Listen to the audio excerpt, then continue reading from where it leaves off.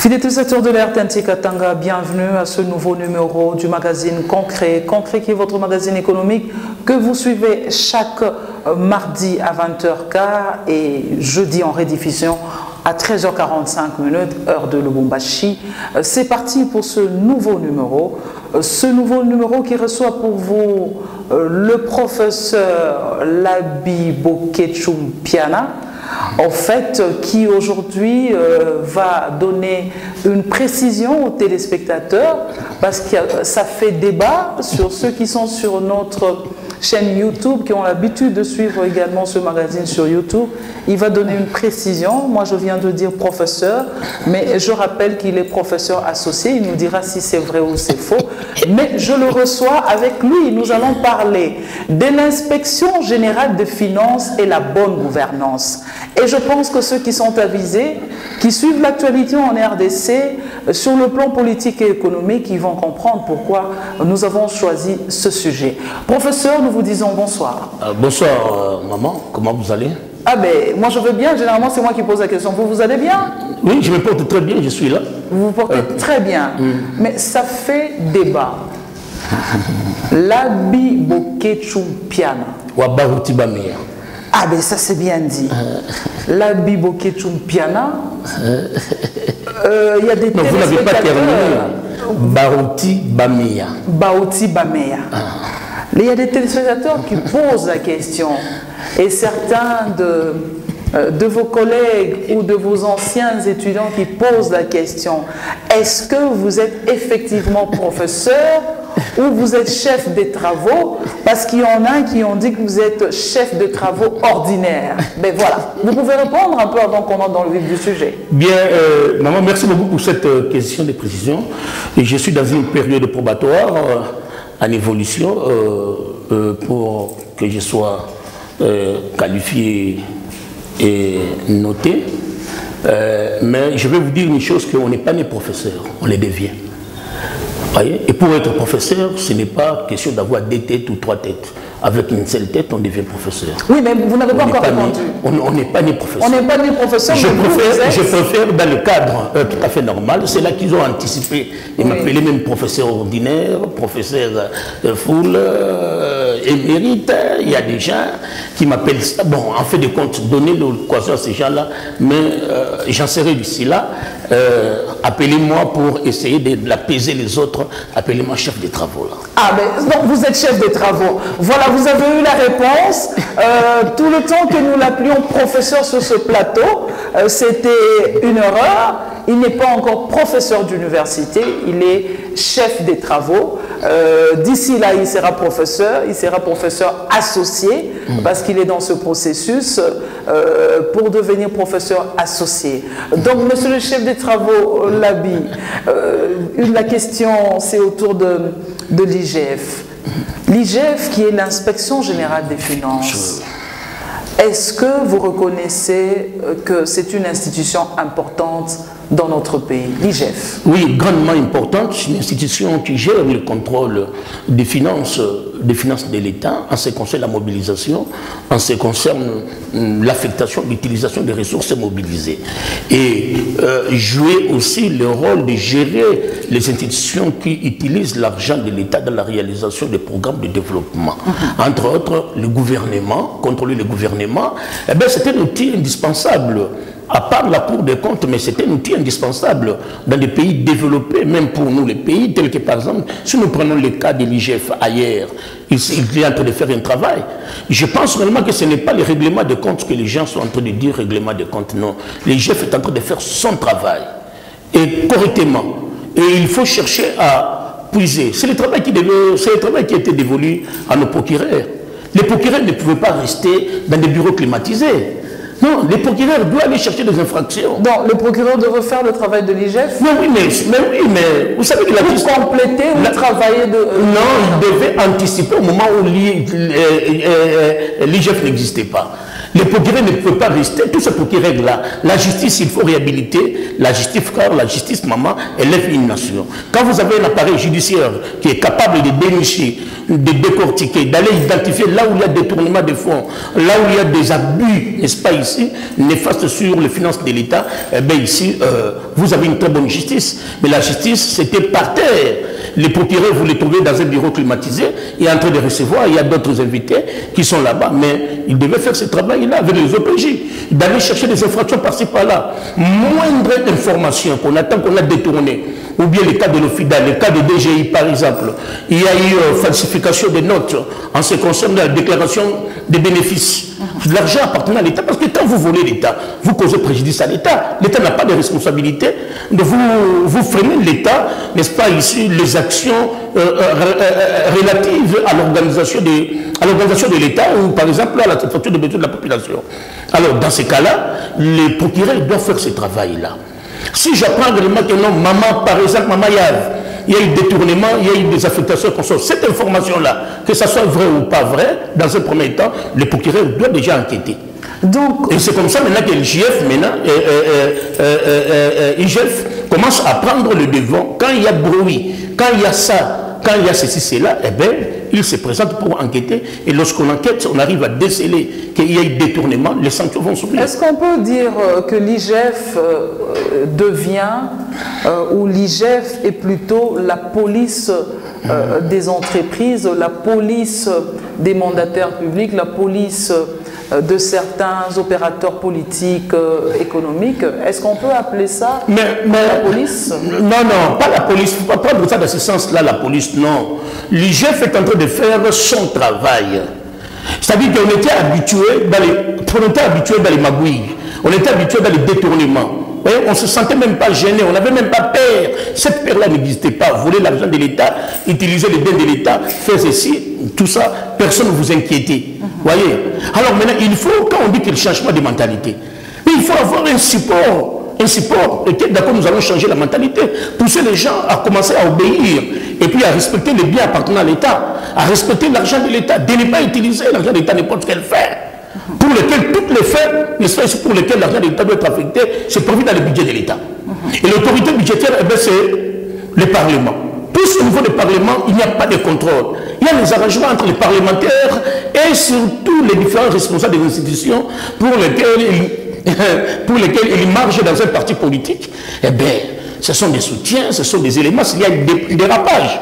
Je vous dis qu'il y a des dérapages. C'est ce qui nous a amené même au niveau des dépassements. Et budgétaire, nous allons y arriver. Alors, donc, l'IGF fait son travail. Ce n'est pas une police, voyez, ce n'est pas une gendarmerie, ou ce n'est pas quelqu'un qui est derrière pour commencer à rendre compte, ou la réduction de comptes, ou de comptes à rebours. Donc, c'est là qui disent vraiment compte à rebours. Ce sont des gens qui ont fait du mal aux gens, n'est-ce pas, ici, avant, et maintenant, ils trouvent maintenant que notre devoir est accompli. Mais le monde change. Nous sommes dans un changement perpétuel. Cela suppose que vous devez assumer la responsabilité et payer la facture de votre arrogance, de votre mégestion, de votre mauvaise gouvernance. Il faut payer ça. Maman, il faut voyager pour aller au niveau de combat profond. Mais vous avez pleuré. J'ai pris le train, je suis arrivé à Bilolo. En passant par Mouchacha, Kassaji, Sandoa, et puis en allant jusqu'à Bilolo. Mais je ne faisais que pleurer. Quelle misère! Quelle misère! L'État n'existait pas, l'État est devenu défaillant, il n'a pas... La misère dont vous parlez, c'est quel genre de misère? Sur le plan social ou le... Mais sur le plan social, la situation économique à laquelle on se retrouve est sociale à un moment donné. Quand vous avez les infrastructures, il y a vraiment des efforts qui ont été fournis de ce côté-là. Mais non, à Colosi, ça j'ai dit à Colosi, mais à Mouchacha par exemple, prenez l'hôpital de référence. Ici, je salue d'abord notre gouverneur que j'aime bien, Mouyège.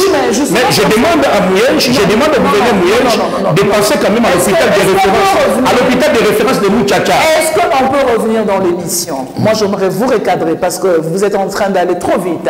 Mais pourquoi vous ne voulez pas que je puisse recommander pour même à maman Fifi de songer à l'hôpital de référence de Mouchacha? On peut d'abord revenir. Vous avez parlé du social, n'est-ce pas? La situation économique se porte mal il y a la misère du côté de Muchacha, d'Ilolo. Vous avez fait vous êtes allé là-bas. Et puis je suis allé jusqu'à Ilebo. Oui, vous avez eu mal.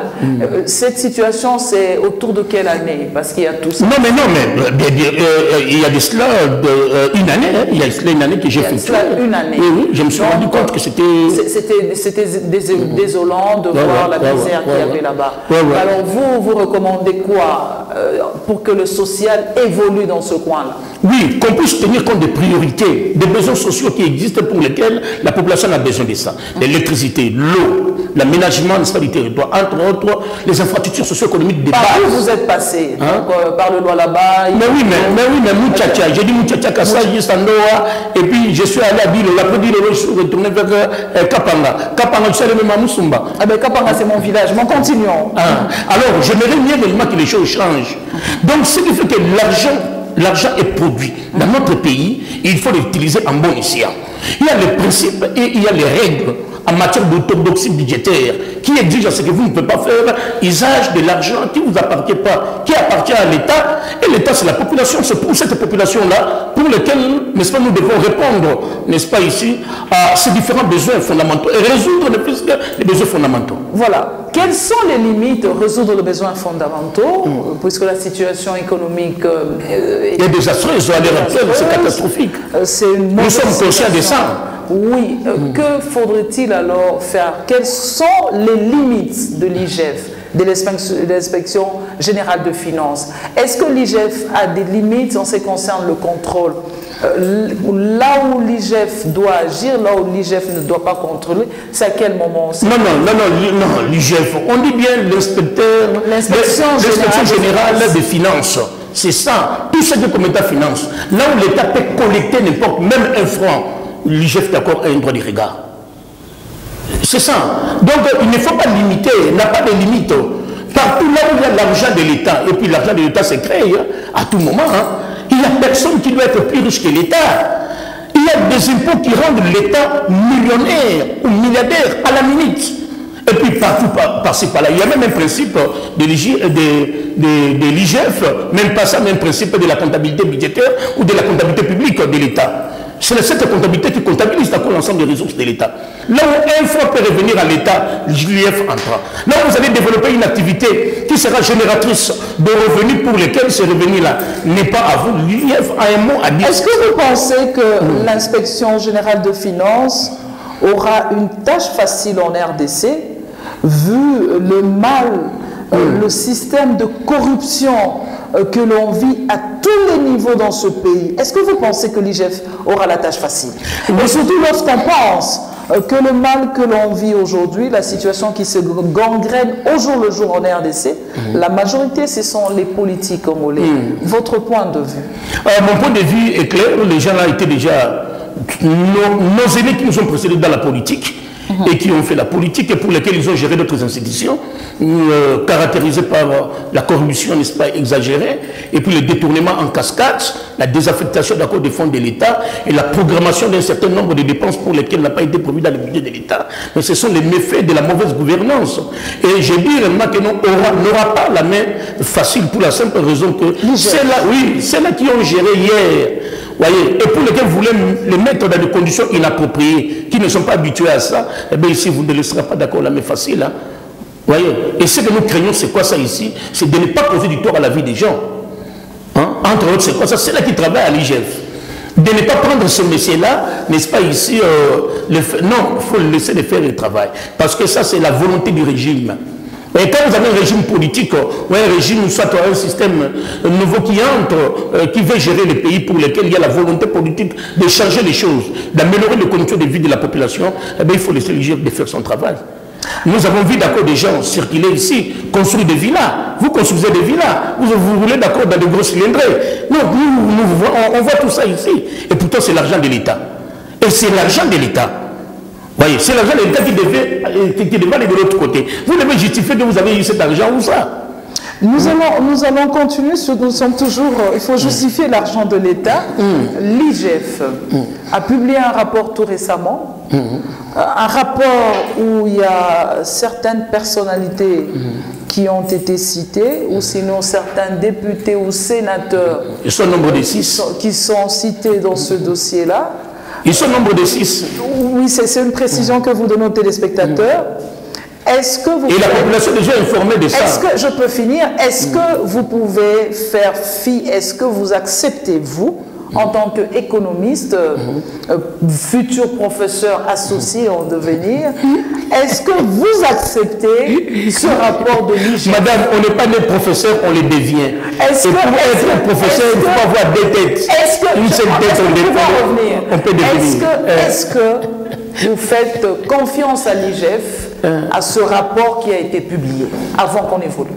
Madame, je connais celui qui est la tête de l'IGF. J'ai eu à rencontrer à maintes reprises. On a travaillé aussi dans le cadre des ligues de fraude, n'est-ce pas, ensemble avec lui. Je connais ce monsieur-là.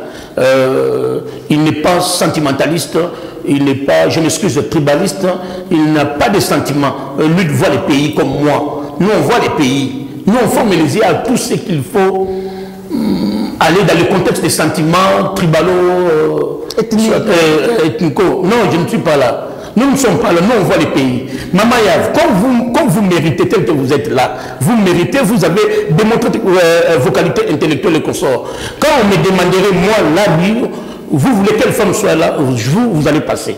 Si vous ne passez pas, je prends Maman Magui Débat. Maman Magui Débat. Vous êtes en train de faire la promotion des femmes, revenons au dossier. Oui, mais les femmes, jusqu'à présent aussi, bon. Non, j'ai dit, il y a des cas d'exception, non? Je vous en prie. Nous, c'est question de mobiliser les ressources et l'allocation des ressources pour la satisfaction des besoins fondamentaux. Et quand il y a des entraves passées par là, occasionnées par des individus en soi, je ne pouvais pas être très content de ça. Mais les rapports là, je suis conscient de ça. Et content de ça aussi, nous devons aller jusqu'au bout. Il ne faut pas être, n'est-ce pas, ce qui manque à l'IGF, c'est un problème qui est au niveau de la justice. Il faut qu'on sanctionne. Tous ceux-là qui ont détourné l'argent de l'État. Voilà comment on nous a laissé, nous autres ici, pour lesquels il y a une mauvaise répartition, n'est-ce pas, ici, de revenus national. Alors, dans ce cas-là, il serait souhaitable à ce que l'IGF puisse faire son travail. Et les rapports qui est publié, nous avons lu ça. Nous avons trouvé d'accord des montants. Je prends le cas de Bukangalozo, par exemple. Voyez, 205 millions, donc sur 285 volatilisés. Mais oui, mais en fait de compte, vous avez 80 millions utilisés, 205, c'est dans les poches des individus. Et vous trouvez ça normal que la population qui a payé son impôt et pour lequel ce montant a été prélevé pour construire quelque chose qui devait répondre, n'est-ce pas, ici, à la demande de la population. Non, il y a des individus qui ont voulu allonger ça d'accord dans leur poche, commencer à construire des villas et tirer là-bas, des villas, acheter des véhicules, vous avez des maisons passées par là, mais c'est l'argent de l'État. Et nous autres, et aussi mon ami professeur Bakanen qui est en train de construire son immeuble sans voler l'argent de l'État. C'est avec ses moyens propres, il ne vole pas. Vous faites aussi sa promotion. Non, mais j'ai dit l'exemple est là. Oui. Si vous êtes en train de construire sans voler l'argent de l'État, maman, mais c'est applaudir. C'est un bel exemple à donner, non? Ok, donc vous faites confiance, vous êtes content de ce rapport. Le travail devait être fait dans ce sens-là. Pour un pays très ordonné, qui a ça des intellectuels comme nous, ça c'est très important. Et qui ont aussi, n'est-ce pas, un pays qui dispose de personnages, n'est-ce pas, ici qui se sent, qui à un moment donné pour voler, pour détourner l'argent, on se sent un peu, on se gêne, le ridicule est là. Alors maintenant, quand vous avez des responsables politiques sans gêne, sans honte, sans ridicule, mais c'est regrettable. Vous aurez un pays foutu. Vous aurez un pays foutu. Je vous ai reçu une fois dans cette émission, toujours concret. Nous parlions à l'époque de la dépréciation du franc congolais face à la devise étrangère, à la monnaie étrangère, et que vous avez défendu qu'à un moment, dans le mode de gestion, on a eu dans ce pays le Premier ministre Matata Mponyo, qui sous son règne, le franc congolais était stable. Vous l'avez défendu. Vous avez même donné le dollar, à combien ça se retrouvait en ce moment-là. Mais aujourd'hui, le rapport publié par l'IGF Parmi les personnalités, vous avez parlé de 6 cités. Il y a également l'ancien Premier ministre Matata Mponyo. Loin de nous d'entrer dans la polémique politique, mais nous sommes dans la polémique économique, parce que ça c'est un magazine économique. Comment pouvez-vous expliquer celui que vous avez défendu? Cette contradiction. Cette contradiction aujourd'hui, vous l'avez défendu comme un exemple de la bonne gouvernance. Vous l'avez défendu comme quelqu'un qui avait bien géré ce pays quand il était Premier ministre. Surtout face à la dépréciation du franc congolais, vous avez dit que le monnaie était stable. Nous commençons par vous dire comment vous expliquez ça. Vous savez, nous sommes tous humains. Quand on gère, n'est-ce pas, il ne faut pas dire réellement qu'on essaye de faire tout parfaitement. Il y a les aléas de la nature pour lesquels vous devez entrer, il faut savoir gérer ça. Il était meilleur à l'époque quand il a géré, c'est comme Kengo Adon, à un moment donné, qui était considéré comme étant un bel élève de l'FMI. Oui, un bel élève, on l'appelait à l'époque monsieur la rigueur. La rigueur, qui fait d'accord, la rigueur, parce qu'il était juriste, mais un premier commissaire d'État, à l'époque, qui est Premier ministre, qui a pu stabiliser les bien côté. Oui, oui, très bien côté. Alors, Matata arrive aussi, attention, en passant aussi, il faut parler de Lundaboulou, qui a pu stabiliser. Très bien côté aussi. Très bien côté également. Il y a aussi Matata qui est venu. Il y a aussi Matata. Que vous avez défendu. Mais oui, mais parce que je savais réellement qu'il devait faire la philosophie, il devait travailler selon ma philosophie. Et puis, je pense que le seul économiste au pays qui envoyait des documents. N'est-ce pas ici, maintenant, nous avons un dossier. Ouais, maintenant, il y a un dossier. Oui, oui. Bonne gouvernance ou mauvaise gouvernance. Mais alors, je pense que le cas de Boukangalonzo, pour lequel il a été cité, mais il y a un DG là-bas, non, c'est une femme, non? Pourquoi on veut s'atteler à celui qui n'a pas géré?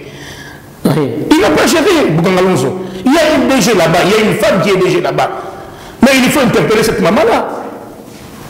J'ai appris même réellement qu'il est au Parlement. Mais pourquoi vous ne voulez pas l'interpeller? Pourquoi vous s'attendez à Matata? Matata, c'était un programme pour résoudre les problèmes, n'est-ce pas, de la démarche, n'est-ce pas, des biens alimentaires à Kinshasa et Congo. Comment pouvez-vous expliquer, vous défendez vraiment Matata Mponyo, comment pouvez-vous expliquer, c'est lui qui a été Premier ministre. Oui. Il a ordonné le décaissement de 285 millions de dollars. Oui, c'est ça. Et puis celui-là ne veut pas suivre. Qu'est-ce que se passe après? Donc on décaisse, on laisse à madame, soi-disant DG de Kalonzo, sans que lui, le Premier ministre, ne continue à faire le suivi de ce dossier-là. Maman, vous avez pleinement raison. C'est un problème de responsabilité. Là, s'il faut le condamner sur le problème de responsabilité, je suis d'accord, c'est le problème de responsabilité. Mais lui, il y a toute une structure de contrôle au niveau du gouvernement. Il y a des institutions de contrôle habilitées à suivre ça. Ce n'est pas le Premier ministre qui devait quitter son fauteuil, aller commencer maintenant à suivre par-ci, par-là. Non, mais il y a des ministères. D'abord, le programme Boukangalonzo Maman, c'est un programme interministériel. Agro-industriel. Mais oui, c'est un problème interministériel. Deuxième élément, il y a le DG est là. Cette maman-là est là. Il existe à ce niveau-là. C'est elle qui va nous expliquer comment l'argent a été utilisé et comment vous avez fait les affectations et pour cette situation-là. Mais on laisse les responsables. Il y a une responsable là-bas. La responsable est déjà connue. À ce niveau-là. Alors, Matata, la responsabilité, c'est au niveau du gouvernement qui a amorcé les programmes où le montant a été décaissé de 185 millions de dollars américains, sans suivre ça. Mais oui, il ne pouvait pas suivre parce que le programme est interministériel. Chaque ministère a la responsabilité dans cette histoire-là. C'est l'une des raisons pour laquelle on ne défend pas Matata pour défendre Matata, non. Mais soyons justes, je suis scientifique. Je suis scientifique. Donc, à ce jour, pour vous, vous venez d'expliquer que c'était un programme multisectoriel, mais oui, multiministériel, disons-je. Oui. Non, multisectoriel également aussi, et puis interministériel. Multisectoriel, multiministériel. Il y avait une DG du agro-industriel Boukangalonzo. La femme, c'est une femme. Tout le monde est tiqué. C'est de voir que celui que vous êtes en train de défendre ici, l'ancien Premier ministre Matata Mponyo, vous le défendez. Il était prêt à donner des leçons et il donne des leçons sur la bonne gouvernance. Comment cette partie-là a échappé aux promoteurs ou l'initiateur de la bonne gouvernance. Est-ce qu'on peut parler d'une bonne gouvernance? C'était une bonne ou une mauvaise? Il faut être honnête. Madame, je suis honnête. Le décalage que vous avez observé dans la gestion de Bukalanzo, le Premier ministre Matata l'Ancien, ici, il est impliqué pour question de responsabilité et les devoirs d'un gouvernement. Mais il y a des structures de contrôle. Est-ce que faut-il demander aujourd'hui à Matata, non, faut-il demander aujourd'hui à Matata de sanctionner d'abord toutes les institutions créées pour lesquelles devait suivre l'évolution de ce projet-là? Ça, vous l'avez déjà dit. Là où je pose très bien la question, s'agit-il ou s'agissait-il d'une bonne gouvernance ou d'une mauvaise gouvernance? J'ai besoin que vous répondiez à ce niveau-là. Bon, l'élément en soi cadre avec cette mauvaise gouvernance. Vous comprenez? Donc, mais il y a lieu de chercher à connaître l'origine et cause de cette mauvaise gouvernance. Oui. Par rapport à j'ai toujours dit, maman, les problèmes sont mal résolus au Congo parce qu'ils ne sont pas bien connus. Il faut chercher à poser un diagnostic. Chercher à connaître l'origine et cause. Ne voyez pas les conséquences. Ne s'attaquez pas aux conséquences. Il faut s'attaquer aux causes. Quelles sont les différentes causes qui sont à la base de la mégestion de Bukalanzo? Vous voyez? La mégestion là. C'est vous qui venez de décrier, avant qu'on aborde le dossier Bukalanzo, vous avez décrié, vous l'avez dit haut et fort, que la situation économique est désastreuse du pays. Catastrophique. Catastrophique. Mais pour un dossier comme celui-là, Bukalanzo, tous les Congolais, et même ceux qui vivent au Congo qui ne sont pas Congolais, qui sont nos frères parce qu'ils ont choisi la RDC comme leur pays, les yeux étaient braqués sur ce grand dossier. À l'époque, parc agro-industriel Bukalanzo. Je me rappelle, les professionnels des médias ont fait des séries, des émissions, des séries et des séries pour parler de cela.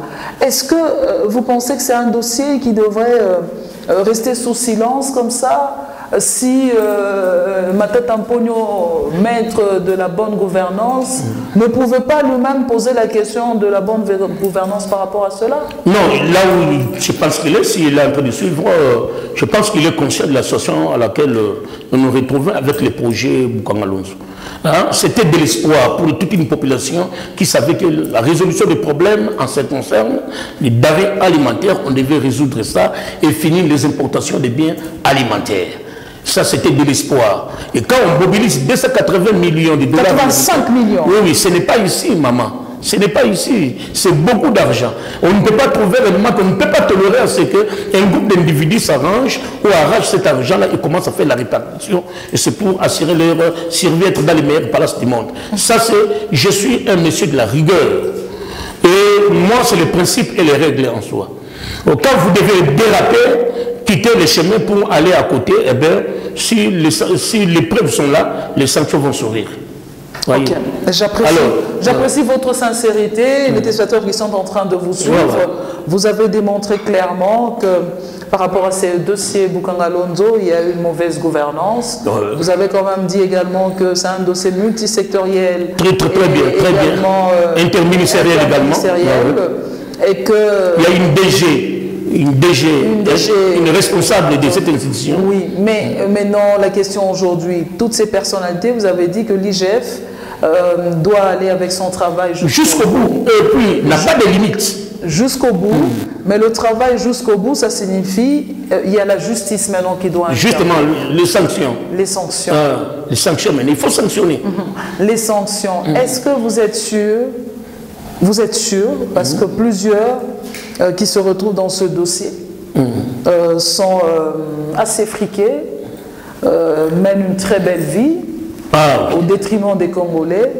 Est-ce que vous pensez que l'IGF qui a fait son travail, la Cour de cassation qui doit continuer le travail, ils pourront sanctionner les auteurs de ce détournement sur le parc agro-industriel de Bukalanzo? Est-ce que vous pensez? Maman, il y a une nouvelle vision de la part du chef de l'État et ce n'est pas pour rien qu'il a procédé par la réforme de la justice. Il n'y aura pas question de cette histoire-là de corruption, de tenter à corrompre les responsables de l'IGF. Non, je ne vois pas parce que je connais les messieurs. il ne cédera pas. Nous avons maintenant la Cour de cassation à la justice. Oui, justement, c'est ça. Là-bas, maintenant, nous avons des juges qui vont faire le travail pour l'intérêt du peuple, pour l'intérêt de la population. Vous êtes sûr? Regardez la caméra, dites-nous si vous êtes sûr que ça sera fait. En tout cas, je crois. Ah, vous croyez donc? Je crois et j'ai la prétention de constater que les collègues qui sont nommés à la Cour de cassation, les Congolais qui sont là-bas, vont faire le travail, ils vont confondre, ils vont, n'est-ce pas ici, prendre, appréhender beaucoup la misère de la population par rapport, n'est-ce pas ici, à des détournements et à la corruption. Maintenant, comme la justice maintenant s'est relevée maintenant ici, je vous demanderai de faire le travail, d'aller jusqu'au bout. S'il faut l'incarcérer, il faut l'incarcérer, ravir les histoires, bloquer tout ça, remettre à l'État, et bien récupérer l'argent de l'État, l'argent de la population, hein, maman. Récupérer l'argent de l'État, récupérer l'argent de la population, il y a une question qui se pose, il y a une problématique autour des immunités. Ceux qui sont députés dans ce pays, ceux qui sont sénateurs, ils ont des immunités. Est-ce que vous pensez que la Cour de cassation, tous ces magistrats seront en mesure de demander officiellement la levée des immunités de ces personnes qui doivent intervenir au cas où il s'avérait qu'ils ont effectivement détourné cet argent? Oui, je pense que, madame, vous savez, à un moment donné ici, on ne peut pas être aussi esclave de la Constitution quand il faut d'abord sauver, s'il faut éviter... Mais la Constitution, c'est la loi fondamentale d'un pays. Mais oui, mais cette loi-là, elle est bâtie, elle est élaborée, n'est-ce pas, ici, pour permettre à ce que nous puissions être dans les meilleurs palaces. Mais si cette loi-là n'offre pas nous la possibilité d'être dans les meilleurs palaces, et quelle est la raison d'être de cette loi-là? Oui, c'est là où les gens ne veulent pas comprendre. Nous voulons un changement. La population souffre sérieusement. Et l'argent est volé, détourné. Il y a des caciques, n'est-ce pas, de différents groupes qui se retrouvent quelque part en train de répartir l'argent de l'État. L'État n'a pas de possibilité pour intervenir, aménager les routes, créer des infrastructures socio-économiques de base, répondre, n'est-ce pas, ici à la gratuité de l'enseignement, payer la bourse des étudiants. Nous avons étudié grâce à Mobutu. Si Mobutu n'était pas, on n'allait pas étudier parce que nous avons étudié avec la bourse là. Et ces bourses-là, il faut ressourcer pour payer ça à la génération future. Alors maintenant, comment nous allons travailler? Si cette loi-là qui a été créée pour permettre à ce que nous puissions être dans les meilleurs palaces et de mener une bonne vie, cette loi-là ne fait absolument rien. Finalement, c'est quoi ça? Finalement, on nous dit vraiment que cette loi-là, donc la Constitution. Même si vous voulez se marier, la Constitution. Vous voulez acheter une voiture, la Constitution. Ou soit, vous voyez, l'autorité morale. Ou soit, c'est pas l'autorité morale, il faut voir les accords. Mais non, nous sommes fatigués. Et la question, elle est tellement imminente. Il faut chercher à aller tout droit au but. Résoudre les problèmes de la population à temps soit peu. Et pour ce faire, tous ces prédateurs-là qui ont détourné l'argent de l'État, alors ici, il faut les récupérer et les soumettre au paiement, quel que soit leur statut, Alors maintenant, ils se cachent là-bas, mais ils ont créé une loi pour protéger ces gens-là qui ont détourné l'argent. Mais non, mais ce sont des assassins, ce sont des criminels. Ce n'est pas un magazine politique, c'est un magazine économique, mais nous sommes obligés d'aborder... Mais oui, mais la politique est induit automatiquement l'économie. Nous sommes également obligés d'aborder certaines aspects politiques, ça c'est très important pour éclaircir la langue de la population. Est-ce que je peux parler? Oui, maman. Oui.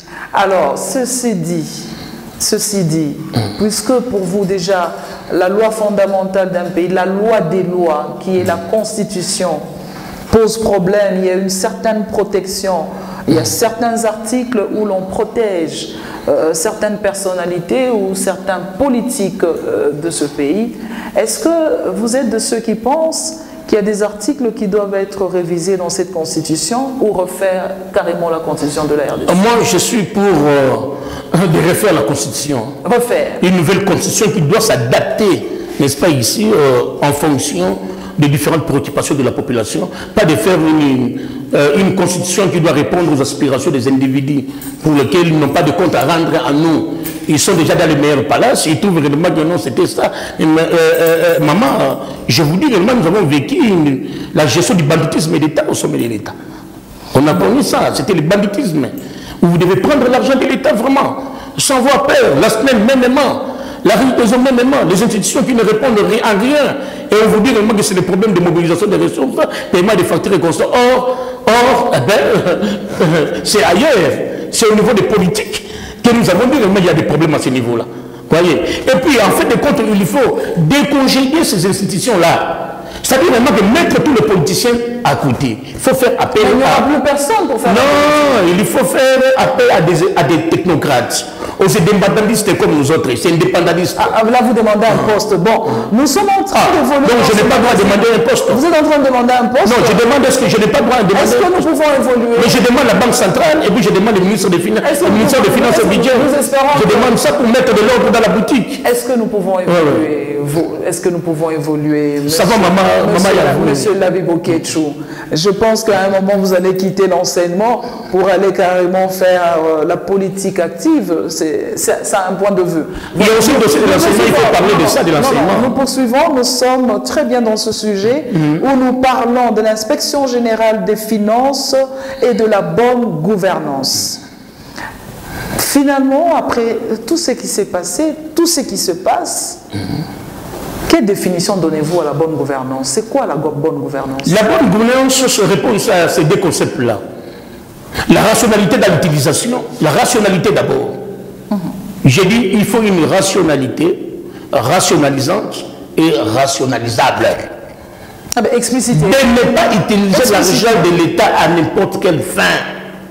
Son usage doit faire l'objet d'un certain nombre doit faire l'objet d'un respect. Le respect d'un certain nombre de principes et de règles en matière de finances. De ne pas l'encontre à ça. Or, quelles sont les charges, n'est-ce pas, qui sont incombées à la présidence? Voyez, on nous dit même vraiment que je ne vais pas dire ça sur la télévision, que le ministre des Finances a payé même. Il a payé, n'est-ce pas, ici, il a fait sortir d'accord de l'argent pour lequel, n'a pas été prévu, et puis il n'a pas eu l'autorisation, et ça de faire sortir cet argent-là. Il s'agit de quel argent, puisque vous vous êtes informé sur ça? Non, mais il faut chercher l'information. Je ne suis pas là pour venir apporter l'information au plateau. Mais sauf vraiment que tout ce monde-là savent que la population est bien formée de tout ce qu'on a fait, et tout ce qu'on est en train de faire, et tout ce qu'on fait. Nous sommes tous informés. Il n'y a pas que ça demander des preuves, ou m'amener moi au tribunal pour dire non, vous avez une preuve. Non, la preuve, elle est là, ou bien soit vous êtes absent au pays, mais nous sommes présents au pays. Et puis nous avons les informations, surtout que je suis chercheur, nous avons les informations. Voyez, il y a plusieurs chaînes, entre autres votre chaîne, entre autres aussi d'accord les autres chaînes qui sont dans les YouTube, et pour ça nous sommes largement informés, nous ne sommes pas en train de faire la publicité des chaînes ici. Vous comprenez? Sinon on devait citer les noms. Nous avons tout ça, on a compris, il y a les journaux qui écrivent, nous avons toutes les informations possibles. Et puis ce sont des informations scandaleuses. Que signifie la bonne gouvernance? La bonne gouvernance, c'est la rationalité dans l'utilisation des ressources. Ça, c'est très important. La bonne gouvernance, c'est un problème lié à la bonne affectation des moyens disponibles. La bonne gouvernance, c'est de ne pas aller consommer au-delà des possibilités pour lesquelles vous n'avez pas la capacité de mobiliser ça. Voilà, une bonne définition. Est-ce qu'à ce jour, peut-on dire que la RDC marche ou sinon est dans la bonne gouvernance? Oui, nous sommes en train de partir, nous sommes encore en route. Et au débit, ça il faut reconnaître ça. Je ne suis pas venu pour faire des déclarations et puis que les gens commencent à analyser, non, il est de ceci, non. J'ai dit, nous sommes au débit, nous sommes à la route. Nous venons d'engager la route de la bonne gouvernance. Nous ne sommes pas encore, nous venons d'engager la route de la bonne gouvernance. Nous sommes au débit là. Dans Soumata Tamponio, il n'y avait pas de bonne gouvernance. Non, ça, sincèrement, je vous dis, il n'y avait pas la bonne gouvernance. Ça, j'affirme ça et j'ai dit à mon aîné qui a pris un poste de responsabilité pour lequel j'enviais ce poste-là. Il était ministre des Finances, il est passé aussi, il était au Bessoko, ministre des Finances, ministre délégué, premier ministre, tout en étant ministre délégué encore aux Finances. Bon, j'ai dit réellement que non, on n'était pas dans la bonne gouvernance. Et c'est maintenant parce que la bonne gouvernance existe, il faut rétablir les institutions de contrôle. Quand vous avez des structures de contrôle bien établies, maman, mais non, vous n'allez pas recourir à l'endettement. Comment vous allez recourir à l'endettement? Comment un pays comme le Nigeria qui a 55 milliards comme réserve d'échange n'a que le pétrole, Nous avons les cobalts qui sont des produits stratégiques, cuivre et les autres, tous ces produits-là qui font firer au niveau international. On n'a même pas $1 milliard comme réserve d'échange. C'est à peine qu'on vient de réaliser 800 millions. Même pas 1 milliard. Un pays comme l'Égypte, 27 milliards. L'Algérie, 35 milliards. Je vous donne des chiffres. Allez consulter ça. Un pays comme le Maroc n'en parle même pas. 125 milliards. Or, donc, les phosphates, un peu de pétrole. Nous avons tout ça. Nous n'avons absolument rien. Comment expliquer ça? C'est là des notes. Ce sont des indicateurs qui prouvent qu'il y a une mauvaise gouvernance. On ne gère pas un pays, n'est-ce pas, comme une poche. Il y a des principes, d'abord qu'il faut gérer des principes. Nous sommes tous concernés. Le Congo dispose de 95 millions d'habitants. Ça, c'est le premier aspect des choses. La rémunération de comment? On nous paie le revenu de combien? Nous avons un revenu en descend de revenus d'accord de monsieur qui vit au Sénégal. Le PIB que nous avons réalisé aujourd'hui, le revenu national par habitant. Ceux qui vivent au Sénégal, nous avons des revenus comment, vous dites? Non, ils nous dépassent de loin. Ceux qui vivent au Sénégal. Mais comment plus de 2500 $ par an et par habitant? Vous vous rendez compte de ça? Et nous autres ici, nous avons combien? 123. Mais il y en a qui vivent au Sénégal qui... Nous avons 123. Il y en a qui vivent au Sénégal qui disent que le Sénégal ne marche pas, les choses ne vont pas. Mais oui, parce qu'ils étaient déjà à un niveau de vie, à un standing de vie pour lequel ils voient réellement que non, ils ne répondent pas. Ils doivent aussi tenir compte de la conjoncture économique internationale. Il faut, parce que j'ai dit à un ami sénégalais, vous devez tenir compte de ça. Mais vous pensez que... Mais ils ne vivent que grâce à l'arachide. L'arachide. Ils n'ont que l'arachide. Et puis nous avons quoi au juste? Comment un pays comme le nôtre qui dépasse largement le Nigeria? Nous devons avoir des réserves de change. Vous savez que les taux de change, maman, mettez-moi la Banque centrale, mettez-moi le ministre des Finances. Je vous dis que les taux de change... Malheureusement, moi je ne gagne pas, malheureusement. Oui, heureusement, mais si vous êtes chef de l'État, maman, je devais être ministre des Finances, ramener le taux de change aujourd'hui à 300 ou à 900.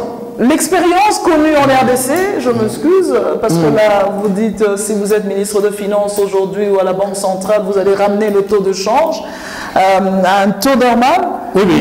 L'expérience connue en RDC, la plupart de ceux qui ont fait des promesses que nous avons reçues, nous, en tant que journalistes, nous les avons reçues dans des émissions. Je sais là où vous allez arriver, je démissionnerai. Ils ont fait des promesses. Mais arrivés sur place, quand ils ont eu des postes de fonction, de responsabilité, surtout les gens qui sont timides, des calmes. Nous, on s'est rendu compte que tout ce qu'ils disaient, dans le plateau, au studio, quand on le recevait à la radio, ils n'ont rien fait.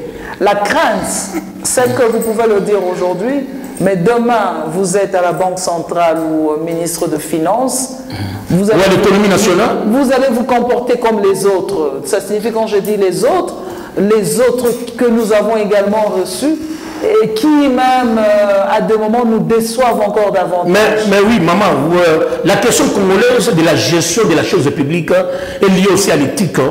Nous venons de milieux tout à fait différents.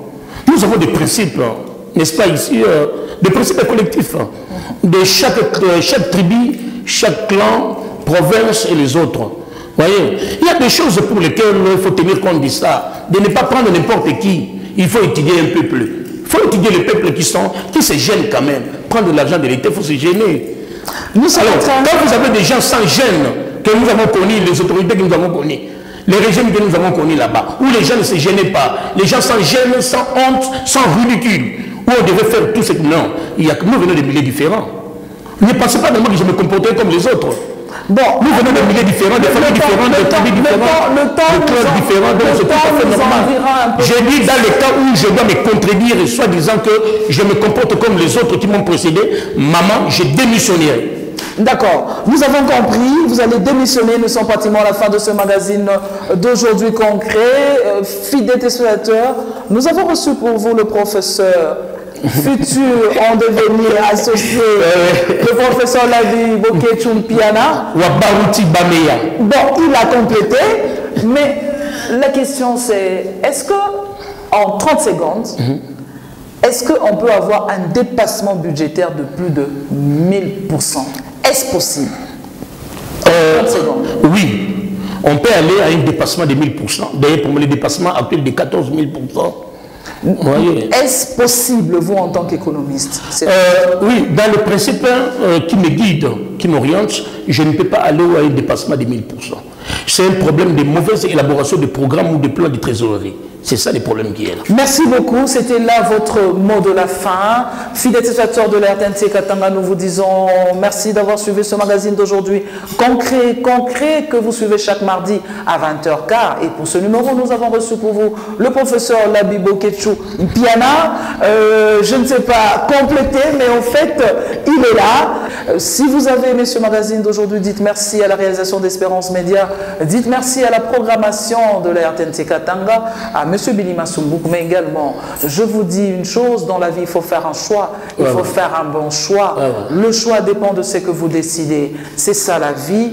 Moi, j'aime toujours dire, le choix peut être bon ou mauvais, mais c'est un choix qu'on fait. Donc, vous qui gérez encore ce pays, la RDC, nous avons besoin que le social du peuple congolais évolue. Nous avons besoin que l'économie se porte bien, que la RDC soit un pays qui soit respecté sur le plan économique. Bye bye et à la prochaine. Merci beaucoup.